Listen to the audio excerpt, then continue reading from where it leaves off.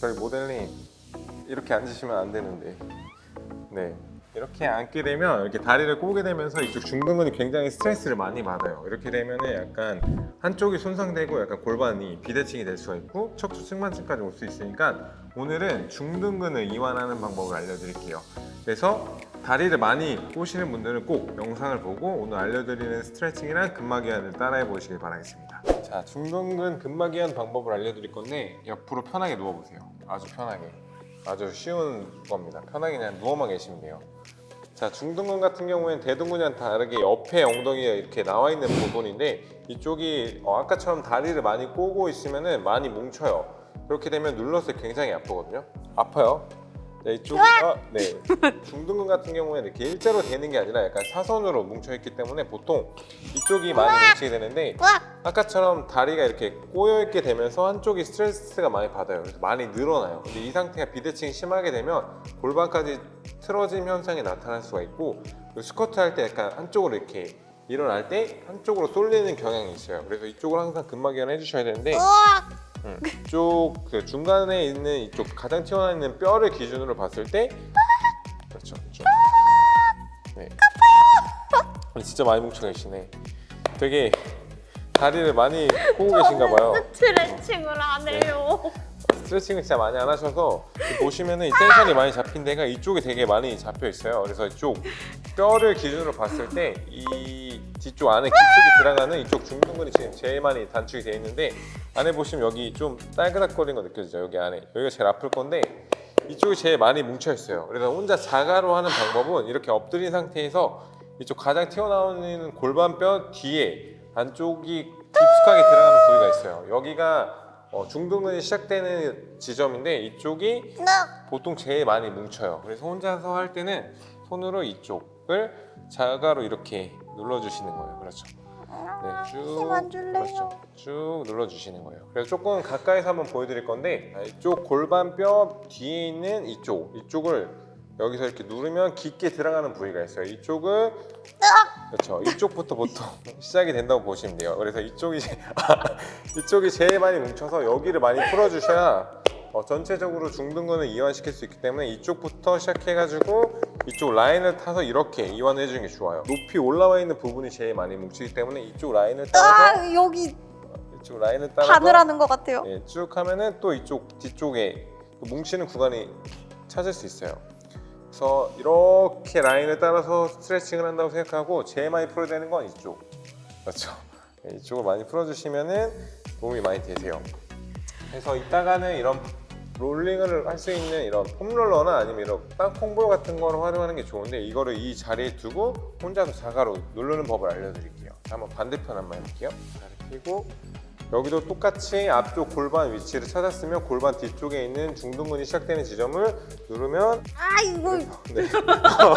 약간 조심하셔야 되는 게 받는 사람이 때릴 수가 있어요. 그래서 골반 뒤쪽에 가장 깊이 들어가는 부분이 상대적으로 제일 많이 뭉쳐요. 그래서 항상 근육은 시작되는 지점이 많이 뭉치기 때문에 이쪽을 잘 풀어주시는 게 중요해요. 이쪽을 좀 풀면서 내려와 주시면 그렇죠. 이쪽이 또 여기가 많이 뭉쳤어요. 이쪽을 좀 많이 풀어야 되는데 이번에는 혼자서 자가로 푸는 방법을 알려드릴게요. 이거를 대고 이 상태 그대로 누우면 되는데 그렇죠. 이렇게 볼을 이쪽에다 댄 상태에서 다리를 쭉 펴고 잠깐만요. 그렇죠. 네, 그렇죠. 몸을 이렇게 세우는 것만으로도 무게 때문에 거기가 굉장히 많이 깊은 티슈가 눌려요. 그래서 혼자 자가로 하실 때는 테니스볼도 괜찮고 뭐 마사지볼도 괜찮고 이런 땅콩볼도 다 괜찮아요. 이렇게 둔 상태에서 더 높은 자극을 주고 싶으신 분들은 이 상태에서 다리를 들면 돼요. 다리를 쭉 더 높이 들어요. 쭉. 그렇죠. 이러면은 조금 더 무게가 많이 실리면서 더 깊은 티슈를 누를 수 있어요. 자, 다시 쭉. 아파. 그렇죠. 쭉. 그렇죠. 다시 쭉. 그렇죠. 제가 도와드릴게요. 세 개만 해볼게요. 자, 쭉 올렸다가 그렇죠. 여기는 진짜 많이 아파요. 제 힘으로 못하겠어요. 다리 꼬시는 분들은 이렇게 하시면 힘주지 마세요.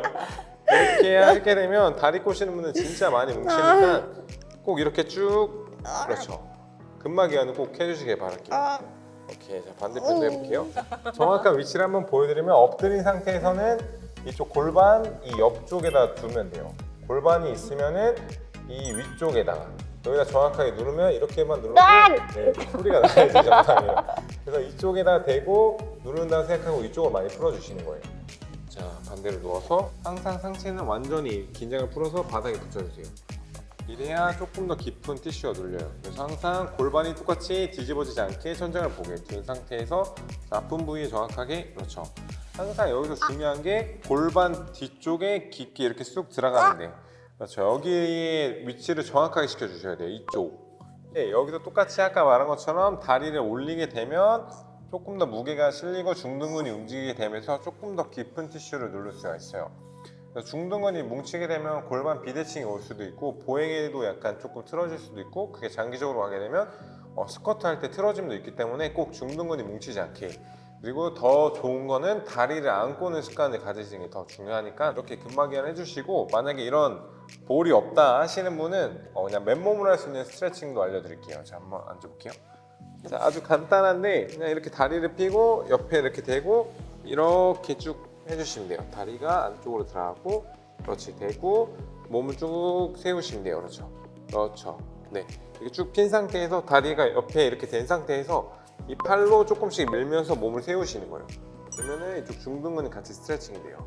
혼자서 스트레칭으로 한다 했을 때는 이렇게 다리를 쭉 펴고 반대쪽 다리가 이렇게 앞으로 온 상태에서 앞으로 쭉쭉, 그렇죠, 쭉 몸을 최대한 세우게 되면 이쪽 눌린 중둔근이 이완이 돼요. 그래서 이렇게 쭉 몸 최대한 세워주고 쭉, 그렇죠. 이거 더 붙여볼게요. 쭉, 그렇죠, 그렇죠. 완전히 버텨. 그렇지. 중심 잡고, 그렇지. 쭉 몸 세우고, 그렇죠, 그렇죠. 발 바꿔서, 그렇죠. 펴고 다리를 쭉 펴고 골반이 이렇게 들어지게, 그렇죠, 그렇죠. 그 상태에서 몸을 최대한 세우고. 지금 세영님 같은 경우에는 유연해서 이렇게 세울 수 있는데, 만약에 이게 잘 안 되시는 분은 이렇게 팔을 조금 더 멀리 벌려도 괜찮아요. 근데 이게 잘 된다 하면은 조금씩 앞으로 와서 몸을 세워서 이 중둔근이 이렇게 이완이 될 수 있도록, 그렇죠. 몸을 최대한 세워서 이렇게 해주시면은 중둔근 이완에 굉장히 도움이 되는 스트레칭이니까 중둔근도 항상 신경을 쓰면서 근막이완을 해주시길 바라겠습니다. 네, 오늘 저희가 준비한 영상은 여기까지고요. 오늘 영상을 보시고 도움이 되신 분들은 좋아요와 구독 부탁드리겠습니다. Thank you guys.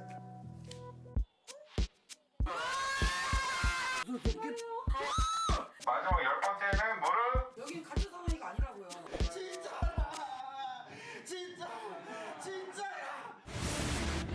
완벽한 사용.